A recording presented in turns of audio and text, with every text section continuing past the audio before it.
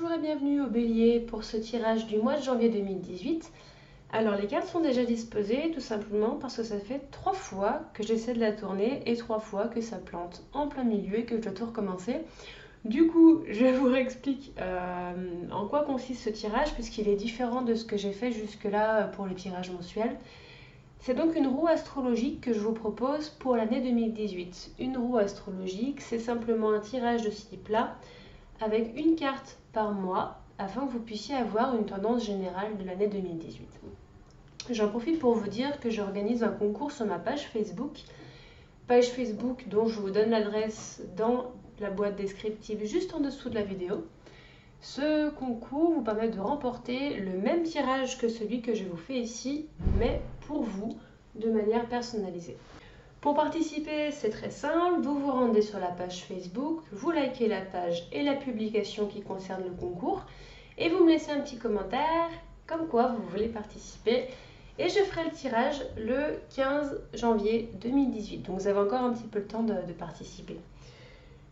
Donc pour ce tirage, ce qui va se passer, c'est que j'ai tiré une carte par mois, j'en ai déjà retourné une qui correspond au mois de janvier. Je vais vous montrer chaque carte. Et pour chaque carte, je vais vous lire la description de cette carte dans le carnet. Il y aura un peu moins de commentaires et d'analyses de ma part puisque c'est vraiment une tendance générale pour l'année. Et c'est plus une sorte de guidance, il n'y aura pas forcément d'interprétation de ma part finalement. À part quelques fois quand j'ai quelque chose qui me viendra tout simplement.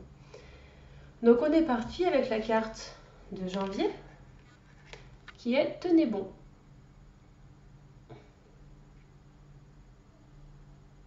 J'ai dû baisser un peu la résolution de ma caméra parce que ça buguait justement, j'espère que vous verrez quand même. Je vais vous lire ce que dit cette carte. Alors cette carte dit « Cette carte apparaît lorsque vous êtes soumis à des épreuves et des défis. Il se peut qu'une concurrence féroce et des rivaux potentiels vous entourent dans votre vie personnelle ou professionnelle. Sachez cependant que vous possédez la force et le courage nécessaires pour tenir bon, même si les choses paraissent terribles ou difficiles. N'abandonnez pas et ne renoncez pas à votre contrôle.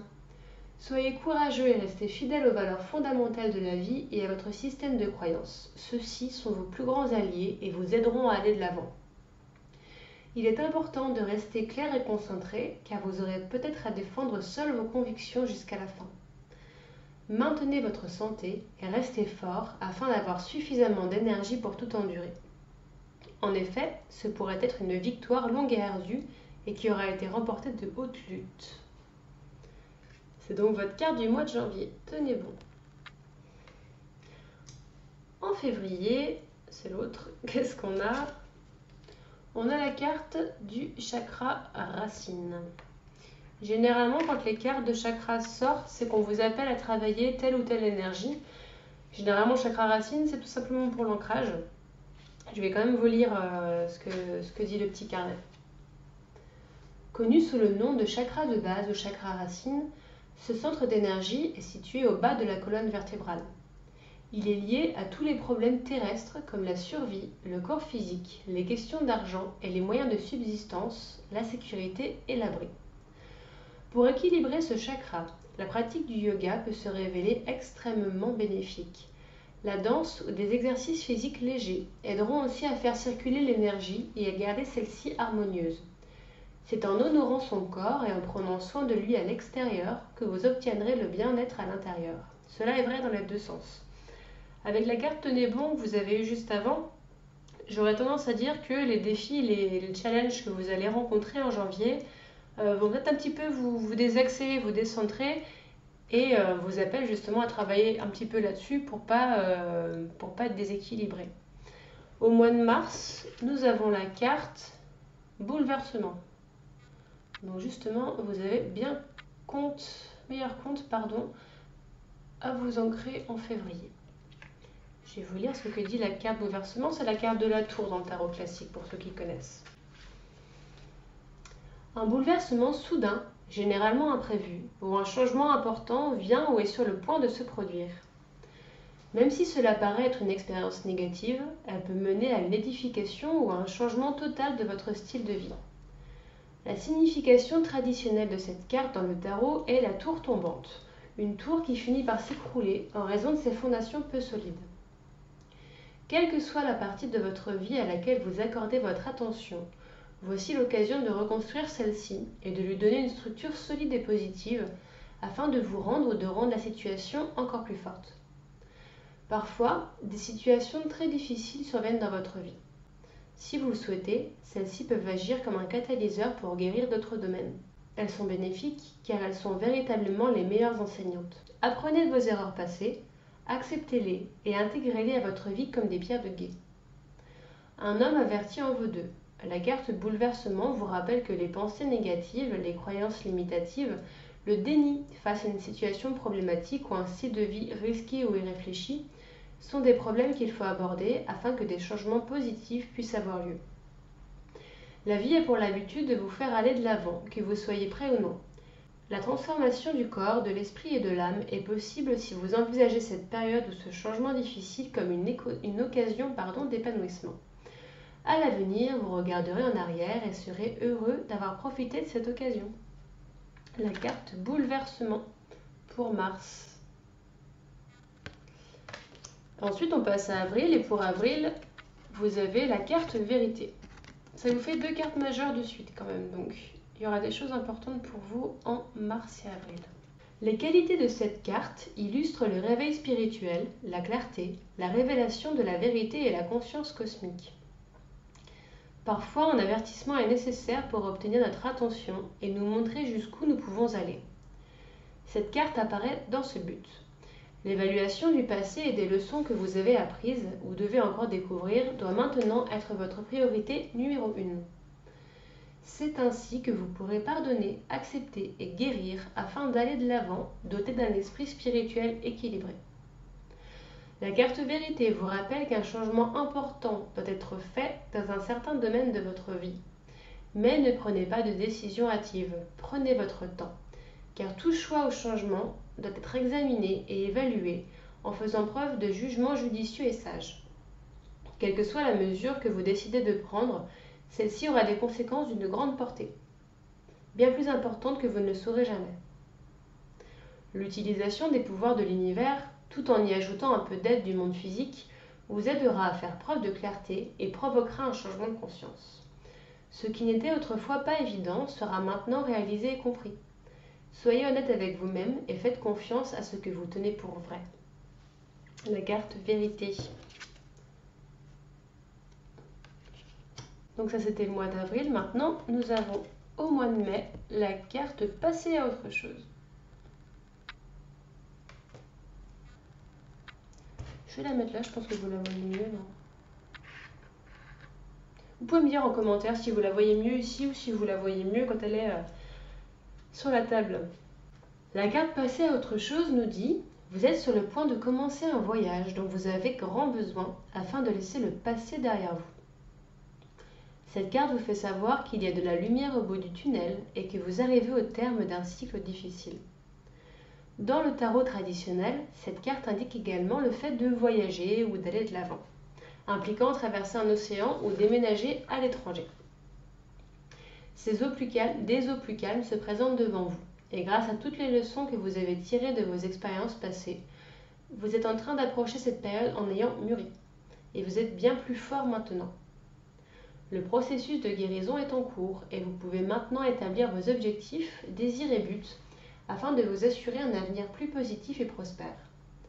Étant donné que votre esprit est plus calme et moins tourmenté, des événements de synchronicité apporteront des conditions idéales et amèneront des gens dans votre vie pour votre plus grand bien.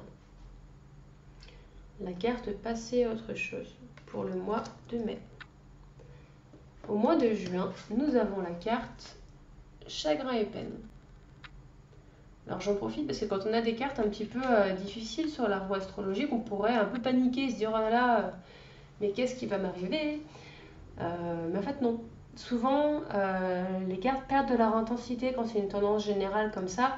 C'est un peu comme si vous essayiez de résumer avec 2 mots tout un mois.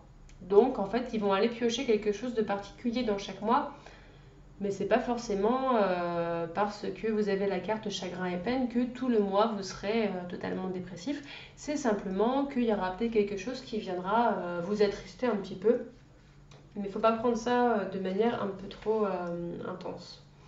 Cette carte-là, elle nous dit, c'est la carte de la déception, de la tristesse et de la séparation qui peuvent causer bouleversement et douleur.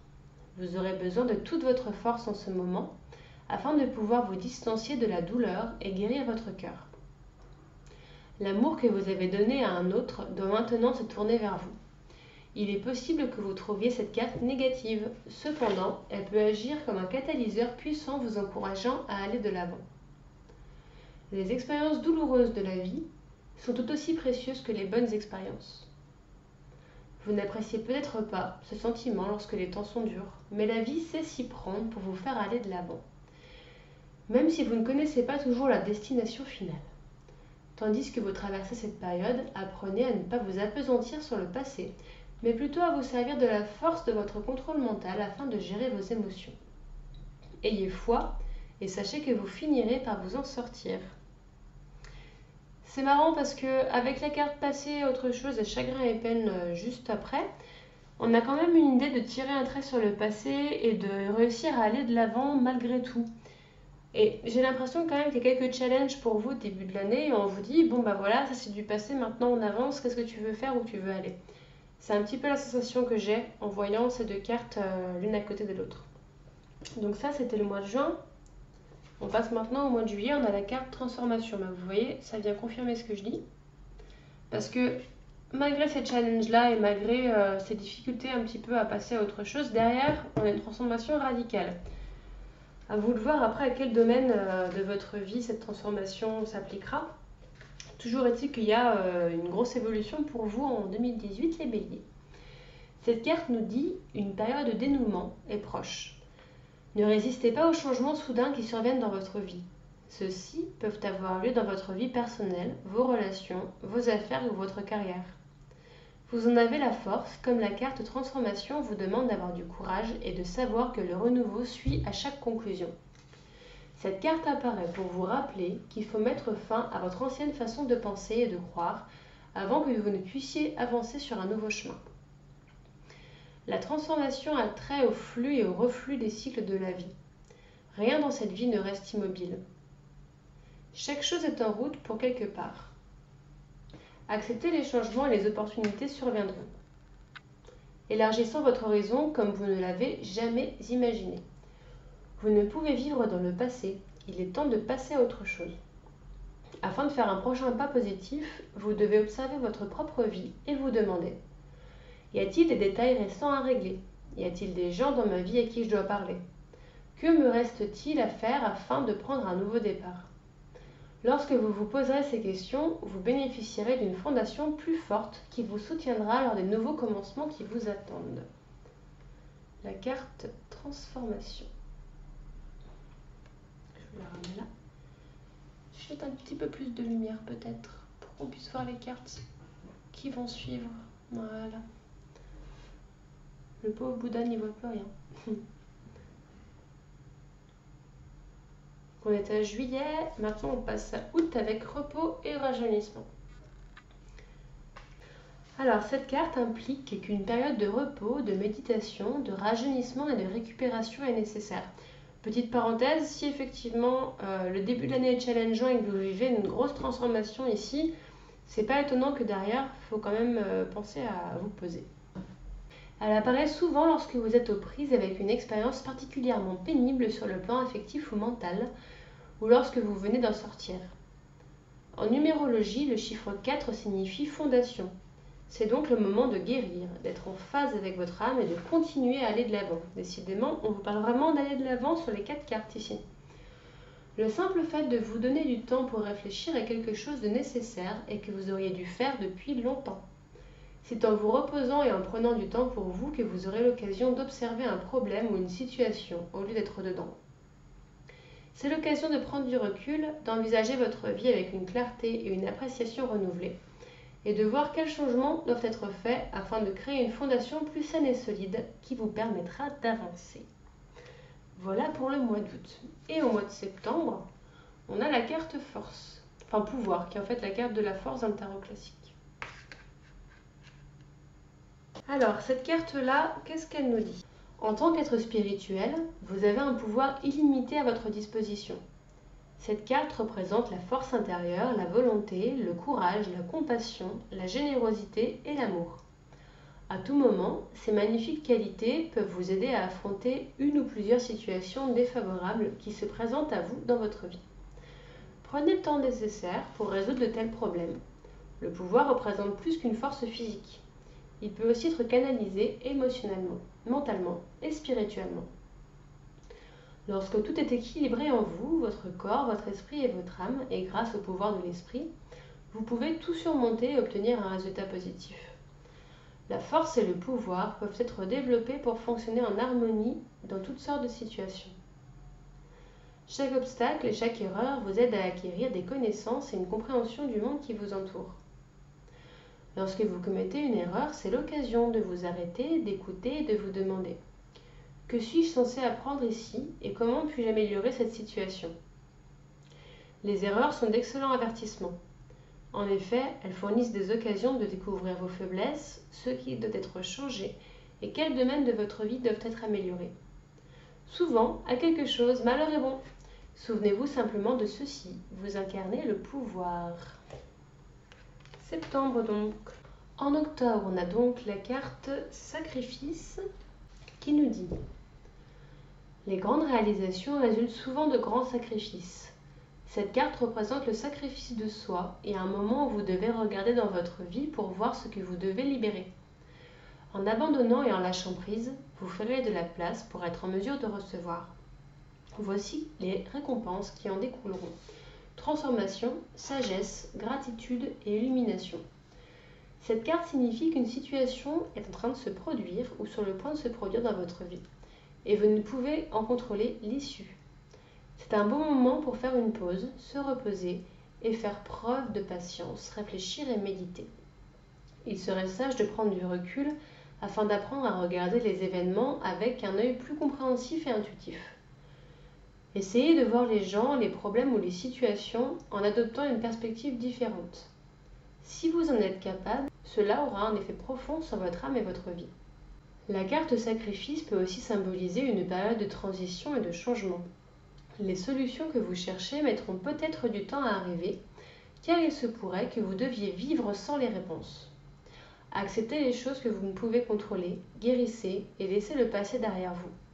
Allez confiant vers l'avenir et soyez attentifs aux nouvelles portes et aux nouveaux chemins qui s'ouvriront à vous.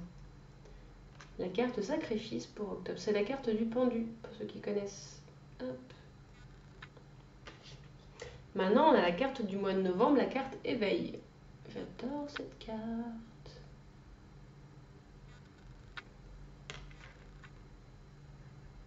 Et la carte éveil nous dit: cette carte est là pour vous rappeler que vous possédez déjà tous les outils pour vous guider et vous diriger dans votre vie.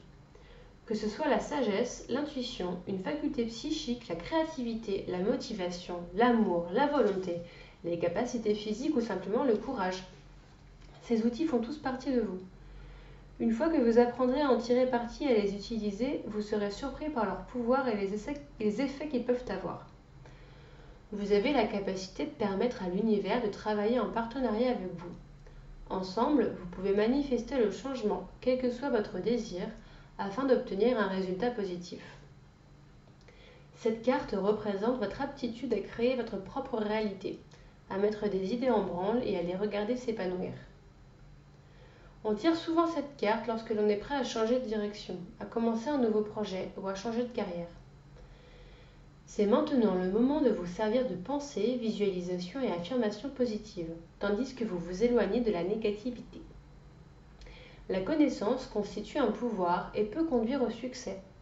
En ayant la foi et en gardant votre volonté ferme et dirigée vers la bonne chose, en tirant profit des outils que vous possédez, mais aussi en faisant appel à la magie de l'univers, vous pouvez accomplir tout ce que vous désirez. Et on passe à la dernière carte de l'année 2018, décembre, et on a la carte Force spirituelle. Cette carte est là pour vous encourager et vous rappeler que vous possédez la force intérieure pour terminer ce que vous avez entrepris. Cette dernière carte esprit représente le courage, la discipline, la stabilité et la persévérance. Vous êtes peut-être fatigué de vous battre, mais ce n'est pas le moment d'abandonner. Au contraire, il vous faut puiser dans toutes vos réserves intérieures pour donner un dernier grand coup qui permettra d'obtenir le résultat escompté. Vous avez enduré beaucoup pour en arriver à ce point, et même si vous avez hérité de cicatrices lors de la bataille, celles-ci vous ont rendu plus sage et plus fort. Les éclaircissements que vous avez obtenus constitueront une ressource inestimable. Également, vous remarquerez peut-être que vous avez expérimenté différentes choses dans votre vie. À ce moment-là, toutes ces expériences nourrissent votre esprit et vous offrent un savoir pour l'avenir. Voilà pour vous les béliers, c'était votre tirage de l'année 2018. J'espère que ce tirage vous aura plu. Je vous rappelle que vous pouvez participer au concours sur ma page Facebook. Et quant à moi, je vous souhaite une très très bonne année 2018 et je vous dis rendez-vous pour le tirage du mois de février 2018. À bientôt!